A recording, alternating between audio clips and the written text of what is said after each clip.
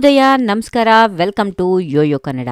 ಮುಖ್ಯಮಂತ್ರಿಗಳ ಭಾಷಣದ ವೇಳೆ ಎದ್ದು ಹೊರಟ ಜನರನ್ನ ಗದರಿಸಿ ಕೂಡ್ರಿ ಎಂದು ವಾರ್ನಿಂಗ್ ಕೊಟ್ಟ ಘಟನೆ ವಿಜಯನಗರದ ಕೂಡ್ಲಿಯಲ್ಲಿ ನಡೆದಿದೆ. ವಿಜಯನಗರದ ಕೂಡ್ಲಿಯಲ್ಲಿ ನಡೆಯುತ್ತಿದ್ದ ಕಾರ್ಯಕ್ರಮದಲ್ಲಿ ಸಿದ್ದರಾಮಯ್ಯ ಭಾಷಣ ಮಾಡಲು ಪ್ರಾರಂಭ ಮಾಡುತ್ತಿದ್ದಂತೆ ಜನರು ತಡವಾಗುತ್ತಿದೆ ಎಂದು ಹೊರಡಲು ಸಜ್ಜಾಗಿದ್ದಾರೆ. ಇದೇ ವೇಳೆ ಸಿಎಂ ಸಿದ್ದರಾಮಯ್ಯ ತೀವ್ರ ಅಸಮಾಧಾನ ವ್ಯಕ್ತಪಡಿಸಿದ್ದಾರೆ. ಇದರ ಜೊತೆಗೆ ಗ್ಯಾರಂಟಿ ಯೋಜನೆಗಳ ಬಗ್ಗೆ ಜನರು ಕೈ ಎತ್ತದಿದ್ದಾಗ ಲೀಡರ್ಗಳನ್ನೇ ಪ್ರಶ್ನಿಸಿ ಬೆಂಬಲ ಪಡೆದ ಸಿಎಂ ಬಿಜೆಪಿ ವಿರುದ್ಧ ತೀವ್ರ ವಾಗ್ದಾಳಿ ನಡೆಸಿದ್ದಾರೆ. ಹಾಗಿದ್ರೆ ಕೂಡ್ಲಿಯಲ್ಲಿ ನಡೆದ ರಾಜಕೀಯ ಡ್ರಾಮಾ ಏನು ಎನ್ನುವುದನ್ನ ನೋಡೋಣ ಬನ್ನಿ. ವಿಜಯನಗರದ ಕೂಡ್ಲಿಯಲ್ಲಿ ನಡೆಯುತ್ತಿದ್ದ ಕಾರ್ಯಕ್ರಮದಲ್ಲಿ ಪ್ರಮುಖ ನಾಯಕರ ಭಾಷಣ ಮುಗಿದ ಮೇಲೆ ಮುಖ್ಯಮಂತ್ರಿ ಸಿದ್ದರಾಮಯ್ಯ ಭಾಷಣ ಮಾಡಲು ಪ್ರಾರಂಭ ಮಾಡುತ್ತಿದ್ದಂತೆ ಹಲವು ಕಾರ್ಯಕರ್ತರು ತಮಗೆ ತಡವಾಗುತ್ತಿದೆ ಎಂದು ಸಭೆಯಿಂದ ಎದ್ದು ಹೊರಡಲು ಮುಂದಾಗಿದ್ದಾರೆ. ಇದನ್ನು ಗಮನಿಸಿದ ಸಿಎಂ ಸಿದ್ದರಾಮಯ್ಯ ಅವರು ಎಲ್ಲಿ ಹೊರಟಿದ್ದೀರಿ, ಕೂಡ್ರಿ ಎಂದು ಗದರಿಸಿದ್ದಾರೆ. ಮುಖ್ಯಮಂತ್ರಿಗಳ ಗದರಿಕೆಯಿಂದ ಕೆಲವರು ತಕ್ಷಣವೇ ಕುಳಿತುಕೊಂಡಿದ್ದಾರೆ. ಸಾರ್ವಜನಿಕ ಸಭೆಯ ನಡುವೆ ಈ ರೀತಿ ಸಿಎಂ ನೇರವಾಗಿ ಜನರಿಗೆ ವಾರ್ನಿಂಗ್ ಕೊಟ್ಟ ಘಟನೆ ಕುತೂಹಲ ಮೂಡಿಸಿದೆ.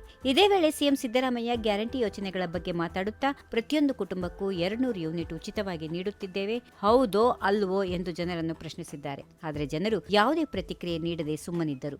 ಇದರಿಂದ ಅಸಮಾಧಾನಗೊಂಡ ಸಿಎಂ ನೀವು ಕೈ ಎತ್ತಲ್ವಾ ಎಂದು ಮತ್ತೊಮ್ಮೆ ಪ್ರಶ್ನಿಸಿದರು.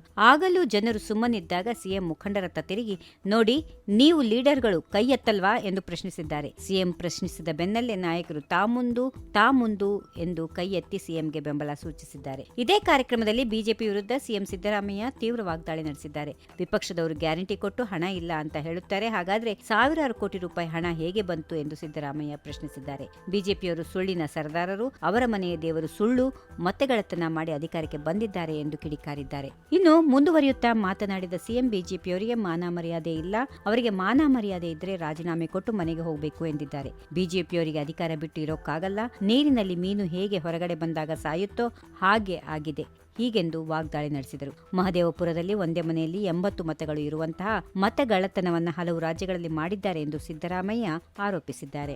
If you like this video, ಬೇಗ ಲೈಕ್ ಮಾಡಿ, ಕಾಮೆಂಟ್ ಮಾಡಿ, ಶೇರ್ ಮಾಡಿ ಹಾಗೂ ಯೋಯೋ ಟಿವಿ ಕನ್ನಡವನ್ನು ಸಬ್ಸ್ಕ್ರೈಬ್ ಮಾಡಿ.